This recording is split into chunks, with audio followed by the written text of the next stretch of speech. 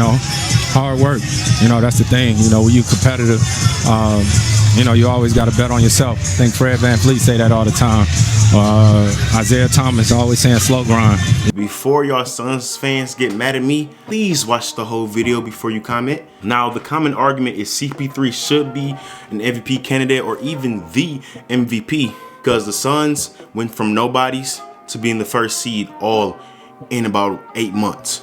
And Chris Paul's stats are similar to the previous Suns MVP and Steve Nash. He did it and he led the Suns to the best record, so it's kinda like history repeats itself. Steve Nash didn't have won that motherfucker anyway. I'm gonna keep it a stack with you. Kobe or either Shaq should have won it. So people want to use that argument, well, Steve Nash won it with bad stats, so Chris Paul should win it with the same amount of stats. Well, I don't think Steve Nash should have won it. You know what I'm saying? Y'all do know the MVP. Basically, mainstream media is looking at the Suns like they was just ass out of nowhere, and then CP3 came and just changed the whole franchise and made them to play winning basketball. Because the last time they made the playoffs, boy, was 2010, and I remember that series. That's probably one of the first memories I have of NBA basketball. I know when Kobe went the fuck off in Game 6 in that playoff game, he hit shot after shot and sent them boys home crying. RIP Kobe. I do agree, CP3 damn near took some bums from OKC to the playoffs, but you have to put in context in the situation as well.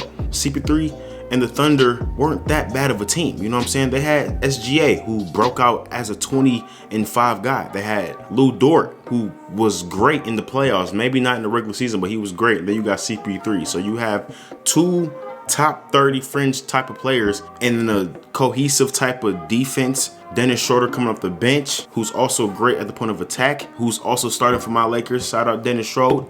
You know what I'm saying? So that team wasn't really that bad, but I do get that argument because nobody projected the Thunder to even be in contention. I had them boys losing damn near every game. The definition of the MVP and the history of it is the best player on the best team, record-wise. Chris Paul is the best player on the Suns and they have the best record. Or is he the best player on the Suns?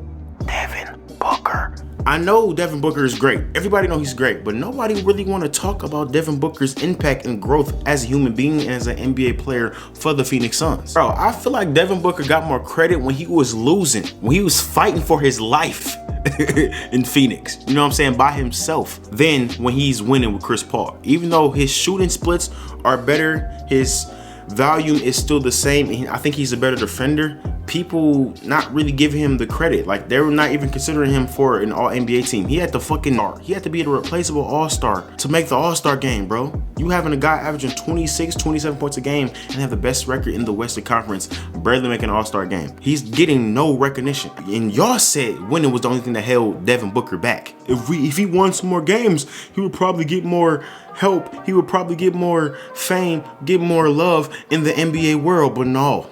Y'all giving all that love to Chris Paul. And now Chris Paul deserves all of the love. Chris Paul has been hated on damn near ever since he left the Clippers. Ever since his last year of the Clippers, he's been hated on.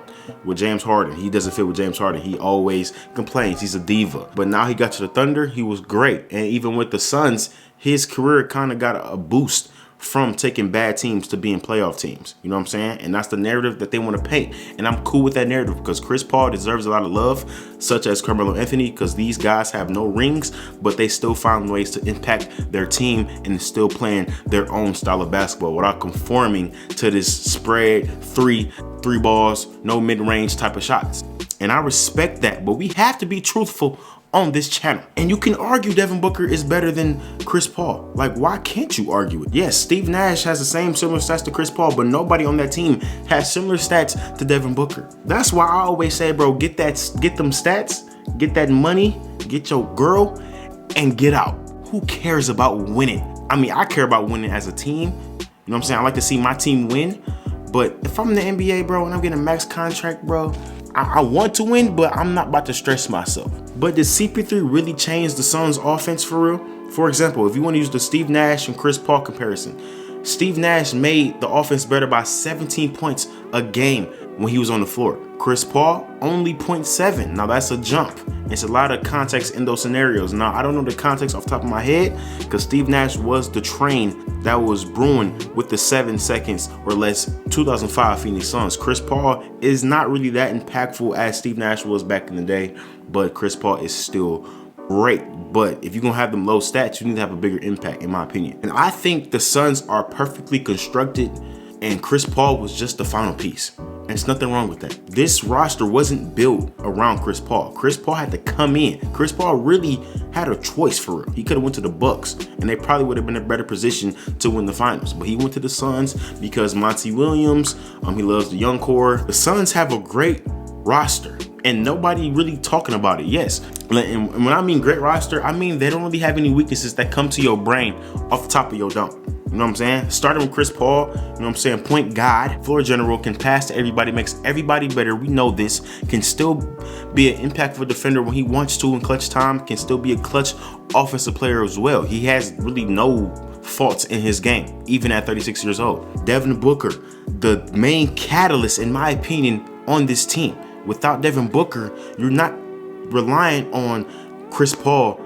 to give you 25 a game in the playoffs. I'm not relying on that. You're not relying on DeAndre Ayton to just turn to Hakeem Olajuwon and give you 25 and 12. I'm not relying on that, but you can rely on Devin Booker to give you 33 with some clutch shots, with some great playmaking, with improved defense, with catch and shoot responsibilities. He can play off ball and on ball. Devin Booker is the catalyst of this offense. If Chris Paul is driving the train, Devin Booker is the train. And I want to say pause because that sound kind of going on to the roster. Michael Bridges.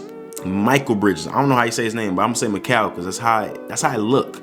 Michael Bridges is literally the perfect prototype 3-and-D wing that you want in the NBA. He's 6'6", 6'7", can guard 1 through 4 effectively, has good foot speed, strong enough to guard bigger wings, and can knock down a 3-point shot. And also, if they close out hard, he has a little bit of an in-between game. Athletic, he's very long.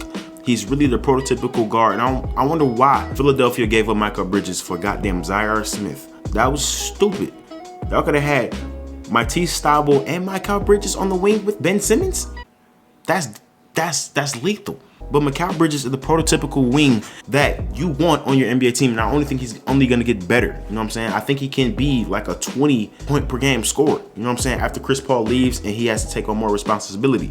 But DeAndre Ayton, now if you look at DeAndre Ayton's stats, his stats are very low compared to his first 2 years. But his impact on the game is way higher than him losing that season that he was doing 2 seasons ago. He's having the career low in points, but his defense, that's what I'm proud of DeAndre Ayton. Yes, it's kind of still inconsistent, but you can tell that he wants to be better at that end. He has the body for it. He's a better rim protector, easily a better rim protector. He's also a better pick and roll defender. Very great in the pick and roll, in my opinion. I mean, I didn't think DeAndre Ayton was a defensively gifted center. I think he didn't really care as much, but I like what he's bringing to the table. Also, I think even though he's not getting that many offensive touches, I think in a playoff series where a big man is kind of weak for the opposing team, I think DeAndre Ayton can eat on opposing centers. You know what I'm saying? If they have a mixed match, that's opposing center. DeAndre Ayton is not no Clint Capella. He's not a Rudy Gobert. He's not, Andre Drummond. This man really has offensively gifted moves in his arsenal. He can go each shoulder. He can shoot a mid-range. He might even shoot that 3-ball for it. He's not just a roller. You know what I'm saying? He can score one-on-one. He doesn't really need nobody to pass to him for it, but it helps. You got decent depth in Javon Carter, a great guard defender. If Chris Paul ever get injured with that hamstring he got, knock on wood, Suns fans. Frank Kaminsky, a stretch 5, you know what I'm saying? Just in case DeAndre Ayton is out and they need to space the floor sometimes. I don't think he's going to get minutes in the playoffs, but it's a nice weapon to have.